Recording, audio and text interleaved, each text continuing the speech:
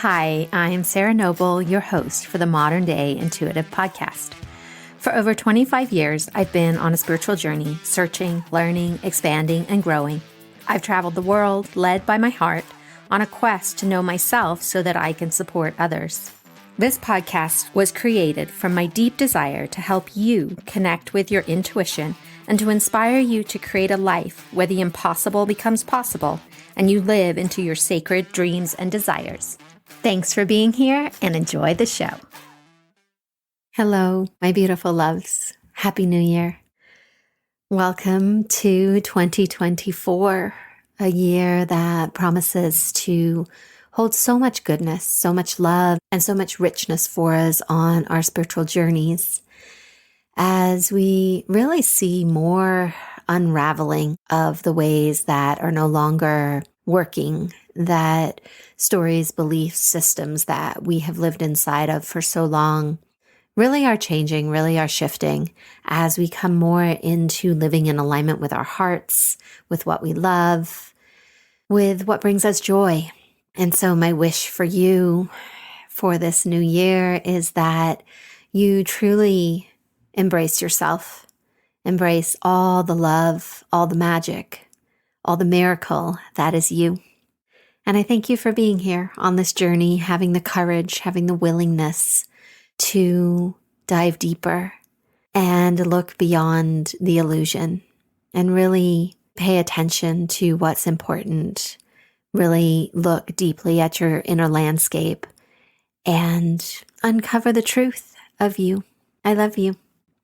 And thanks for being here. I have a really great reading today with Kelly and a great way to start off the new year. Her question is just that she wants to know what's in the highest good of her expansion.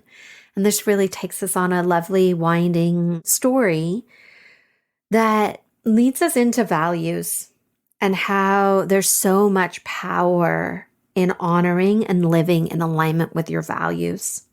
How this power of creating that we are all born with lives inside spirals, cycles, and rhythms, and really honoring these alongside your values makes magic happen. We also look at how loving and cherishing your human body is so vitally important on this spiritual, intuitive journey, that manifesting the life you want is not just a visual and spiritual process, that your physical body, energetic body, is actually part of the manifestation process and is needed to bring your dreams into reality. So really learning to deeply cherish and love yourself as a human in a body. We also talk about creating space in your life to hear the wisdom that's available to you. Because when we're so busy, we can't hear the messages that are for us. And so as we move into this new year, what are those intentions? What are those things that you are willing to do differently to create more space in your life, to bring in more of the cyclical, spiral, seasonal energy and awareness as you live and love and cherish yourself and your values? So enjoy this reading. I love you. Hi, Kelly. Welcome to the podcast. How can I help you today? Yeah, thanks so much for having me, Sarah. I am a multifaceted, multidisciplinary human where I'm really blessed to say life is on an upward trajectory. Business is moving, creative projects are going, and per usual, I am traveling like crazy. Sometimes that's a pain point, but it's a blessing. And I guess what I could use support in is just tapping in of what's needed to be known for the highest good of myself into this next season of so much expansion. Thank you. So I'm receiving this sensation of smelling, like really taking time to indulge your senses. I see like smelling roses. There's this image of dark chocolate being poured and snow. I see an ice hockey game. So I'd love to just put that back to you and see what comes up for you with the share of those images. I'm a sensual person. I love indulging into the senses and continuously always doing work within my in pleasure. I'm a cacao ceremonialist, so I love chocolate. Mm. The snow and the hockey, I have an aversion to. I'm not a fan of cold or snow. I'm actually, as soon as it gets cold, I leave the East Coast and I'm actually heading down to Florida and then to Costa Rica. So I'll be in tropic weathers for who knows how long until now. So that I'm curious of. Thank you for giving me that insight into those just delicious images. And I'm going to follow that thread of the hockey game. And the way the image that I see it is everybody is clustered around the goal. And it's kind of this feeling of excitement of getting the goal, but then like they're not able to make the goal because there's too much happening at the net, at the goal there. And with this idea that there is a potential for you that's available, right? This goal, staying in this image and metaphor. And yet it's too crowded. There's too much happening around for the one true thing of your heart to be made into this in the goal. Hmm. What's happening for you? What are you making with that? The always the dance of I have a lot of plates spinning. So anytime something comes up, like there's a lot going on, I always look at that space where I've minimized immensely and I've optimized my focus and shutting down a lot of the channels to push the energy another way. But I know that that's always my Achilles heel and something that is a growth for me endlessly. What are some of the ways that you get caught in this pattern? Mm, I travel a lot and there's a understanding that every time we move geographically, I have the opportunity to shift into a different timeline. And so I quite literally can be living multiple realities in a short period of time. I'm also just an extremely creative human. I have my company. I'm working on two different books right now. I'm working on a music album. I make art. There's so much Shakti energy moving through me at all times that I'm a highly creative human that needs to create to keep myself grounded. So, as you say, right, you're working on this. This is an area of growth for you, of having all these different things happening. How is that process for you? Like, I guess what I'm trying to get is what's the sticking point? What's the point where you would like it to be different? I mean, I'm pretty close where I've grown into my creative projects are a passion project. There's no, they must be successful. They must be, there's nothing being done with them other than the point of I'm creating for the sake of creating. And if something takes off, amazing. Where my business, which is also a labor of love and something that I get joy out of, that is where I put my main focus. And that's what gets the most time and the most energy. And then within the free time and the other spaces, I tend to the passion projects. And that's kind of been my balance where my inner child just wants to go and play and create all day. And I'm like, yeah, and we're going to get there. And creating without strings attached to it of there being a necessary outcome is where I've gotten with it thus far. Okay. As you're talking, I'm getting a lot of sensation coming in through my crown, Hmm. and there's a pain in my heart. Hmm. So, as I'm following this energy, it is seeing you, right, with this Shakti energy, with this really incredible connection to the divine, to spirit, to all of the unseen world and support that you have as it comes flowing in through your crown. And then this is your upper body, right? The heart upward. And then when I check in with your lower body, it feels very vague and disconnected, I guess would be the word, sort of void feeling of when you bring this incredible energy in through your body, how does this go down into your lower body? What connection do you have with the lower chakras and the power that is driven from these chakras connected to the earth? Yeah, it's definitely been a big part of my journey. I've always been very dialed in. Visitations from 5, da da da da da da da. I was 250 pounds at one point because I was completely disassociated from my body. So now I'm at the gym multiple times a week, and I do my practices every day and nourish my body. But it's a continuous dance, especially when I am in the city, like I am right now, and continuing to move myself more into environments where I want to be outside and I can connect deeper with Earth Mother is the move. But yeah, that's definitely the space that continues to be a part of the journey as well. And I find the allowing myself and kind of making myself, but in the sense of that it nourishes my soul, it's the discipline, making myself sit and make physical art and like doing opera lessons and things that keep that I have to be grounded in my body to use that energy is the process I'm working in and towards right now, and being like, okay, this artist wants to come through. And so like show up and birth it in the physical and not just channel the energy through the healing arts. Yeah, thank you for sharing all that. And I'm celebrating you for all the ground that you have covered with that and the practices you've put in place to really honor your physical vessel.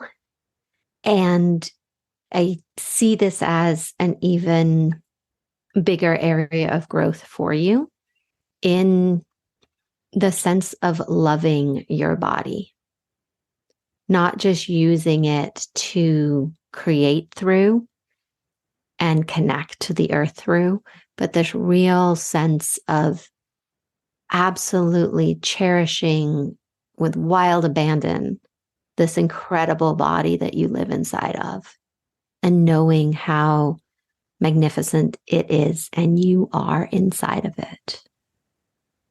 Yeah, that bands. It's a beautiful thing, the connection that we have to spirit and to divine information, right? Like that's how I feel it coming in through you, just all sparkling and faceted and really cherished. Like you very much cherish that connection and you don't squander it. I sense from you that you really honor it and have a lot of reverence for that part of you and your life. And it's allowing that same way of being to be for this physical body as well. And this really lower part of your body, as it is very much the key to being able to manifest the life that we want. I think there's a lot of teaching that is all about the upper body and manifesting and dreaming and creating from this place. But what I've experienced is the more that I'm actually in love with my body and its connection to the earth, that is part of the manifestation process because I'm not just using half of the vehicle. I'm accessing the fullness of myself here on earth in a body. Totally. The retreat that I'm leading in Costa Rica in December is called Rooted and Rising. With us, where that's because it's been so much of my journey, where I realized, and it wasn't until one of my teachers, the first time I met her, she said this to the whole group. And she said, okay, how many of you are still angry that you're a human? And I didn't realize at that moment that I was carrying so much anger in my body. This was in 2019, 2018, that I didn't realize my essence was angry that I was in a human suit, because there was that understanding of my essence has infinite potential, yet we have to progress at a human pace and be in harmony with the body. And so I resonate with it, and it's a continuous dance because my essence does love to run the show. And I have to continue to bring all of my parts together and say, hold on, essence. I know you think we can just keep going and do anything, but we need to actually nourish, and the level of travel that I do at all times is very challenging on the body. And so it's definitely in this season. I love the invitation, especially we're recording this on the first of a month, to be able to dial into that intention of a deeper nourishment of the physical vessel for this month. And of course, moving forward, but to really allow myself to nourish it and to like pour into it and go into more of the sensual. Do you love traveling as much as you are? Pros and cons. I love the divine appointments that happen when I listen. I would love to have a set home that I travel in and out of. And in my dating world right now, it definitely brings a challenge with the lifestyle I lead. But I also, God first. And when I get a divine assignment, the last trip to Europe, I was like, I don't want to get on this plane. I don't want to do this. And then it was truly the most life-changing trip I've had in years in the best possible way. I feel it's one of my job assignments. I'm blessed that I love almost every single thing of my job this lifetime, which is my life mission. And this is one of the things that I'm just kind of like, I could do without as much travel. It feels like that's important for you moving forward. Like you're taking me back to the goal and the image in the beginning where there is a goal for you for next year. And in order for it to come into form, there needs to be more space made available in your life for you to be able to receive what that is going to be and to have the energy to bring it into fulfillment. And as you were talking about the pros and cons, the word that dropped in is values. And so the invitation, right, to put those pros and cons against your values and see if they carry as much weight once you are asking them to be in alignment with your values. I love some core value talk. That was good, guys. That was well done. Yeah, that was their word, not mine. So thanks. Yeah. That's the beauty of they will always speak in the language that's needed for who's listening, right? Yeah, I just love, I mean, it's so fascinating how that happens. And then I love it. Yeah, that resonates. And the biggest question within me always is the where. And I know it doesn't matter where, it's just bloom where you're planted. And it's like, it's so funny where the knowledge is there and it's known. And I'm blessed that I have so many amazing things going. And I trust I know what I need to know when I need to know it. And it's true. I always know exactly what I need to know, exactly when I need to know it. And if I don't know it yet, it's because I don't need to know it yet. That's a beautiful and spicy place to live. Oh, it is. Sugar and spice and everything nice. But I look forward to feeling and knowing the where to allow those roots to really land for the upcoming year and for all the goodness that's coming. Yeah, it feels like giving it space will allow that to come forward. Like the image is a mirror that's fogged up from the heat, from steam. And as you're standing there looking in it, giving yourself time and space, it's defogging. And then I can start to see you. Like there's an image there that I can't see, but that wants to be there when you give yourself time to sit and really be embodied in this bigger way. They're bringing me back to that just to remind you that that is a really rich place for you to still play. Thank you. How can I support you from here? I feel complete. I feel nourished. It's a nice affirming of knowingnesses and getting to witness the spiralic essence of our nature and our healing, and being able to just see if until it flings off the spiral, continues to circle back, but it's just from more elevated spaces and us being more expanded. And it was beautiful to get to look at this from this higher space of the spiral that I've arrived to through this beautiful journey that is the journey. Yeah. Thank you. Those words just felt so delicious hearing them that way. And being reminded, right, of that spiral that everything is cyclical. And when we flow in those rhythms and spirals and cycles, there's so much magic that's available to us. Amen. Mm-hmm. Does this feel like an okay place to land today? Yeah, this feels great. Thank you. Thank you so much. Thank you for being here today and making your personal and spiritual growth a priority in your life. To learn more about connecting with your dreams and your intuition so that you can create a life full of possibilities, visit me at www.sarahnoble.com and see how we can create magic together. A big thank you from my heart to yours for making the planet a better place for us all.